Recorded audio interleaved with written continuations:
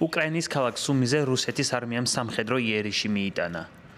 დრონებით შეტევის შედეგად სახლებს ცეცხლი გაუჩნდა. რუსულმა სამხედროებმა საცხოვრებელი სახლები დაბომბეს დნეპროპეტროვსკის რეგიონშიც.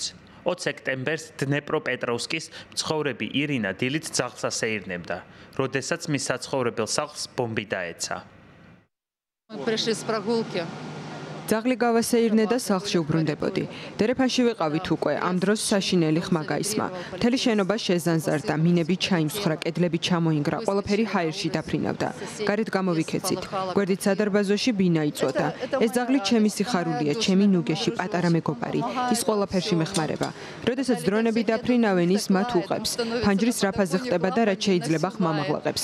რა თქმა უნდა, აფეთქების მასაც ეშინია და კანკალებს, ის ადამიანზე უფრო კეთილია. Он добрее любого человека. ადგილობრივი ხელისუფლების ინფორმაციით, რუსული საჰაერო იერიშების შედეგად რეგიონში 30-ზე მეტი ადამიანი დაშავდა. დაიწვა საცხოვრებელი სახლები. დაბომბვისას ზურგჩან თავიღე, რადგან კართან იდოდა, რაც დილის 6 საათზე მეცვა, იმით გამოვიქეცი.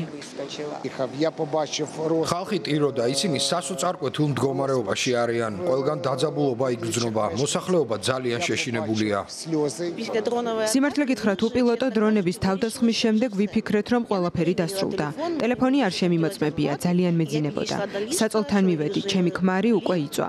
უეცრად აფეთქების ხმა გავიგე და როგორც კი ტელეფონი ავიღე, რომ გამეგო რა მოხდა, აფეთქების ტალღა ჩვენკენ წამოვიდა. უკრაინის მთავრობის ინფორმაციით, რუსეთმა საჰაერო იერიშები უკრაინის 9 რეგიონზე მიიტანა, რის შედეგად 3 ადამიანი დაიღუპა, 10-ობით კი დაშავდა. უკრაინის საჰაერო ძალების მონაცემებით, რუსეთმა უკრაინის მიმართულებით 619 დრონი და რაკეტა გაუშვა. უკრაინის შეიარაღებულმა ძალებმა 552 დრონის, 2 ბალისტიკური რაკეტისა და 29 ფრთოსანი რაკეტის ჩამოგდება და განეიტრალება შეძლეს. უკრაინის პრეზიდენტი ვოლოდიმირ ზელენსკი ამბობს, რომ მკაცრი სანქციები არის ინსტრუმენტი, რომელიც რუსული ომის ეკონომიკას შეზღუდავს. მისი თქმით, სანქციების გვერდისავლის ყველა გზის გადაკეტვაა საჭირო. ევროკავშირი უკვე შეთანხმდა რუსეთის წინააღმდეგ სანქციების მე-19 პაკეტზე და ჩვენ მის სწრაფ მიღებას ველით.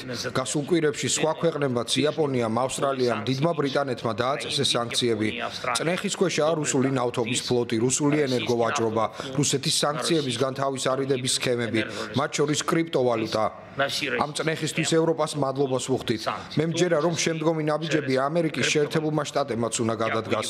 პუტინმა უნდა დაიჯეროს, რომ ამერიკის შეერთებული შტატები ამ საკითხს მნიშვნელობას ანიჭებს და ამას მკაცრი რეაგირება მოჰყვება. უკრაინის პრეზიდენტის ინფორმაციით, ის დასავლელ პარტნიორებს გაეროს გენერალურ ასამბლეაზე შეხვდება. იგი გეგმება შეხვედრა ამერიკის შეერთებული შტატების პრეზიდენტთან, დონალდ ტრამპთანაც.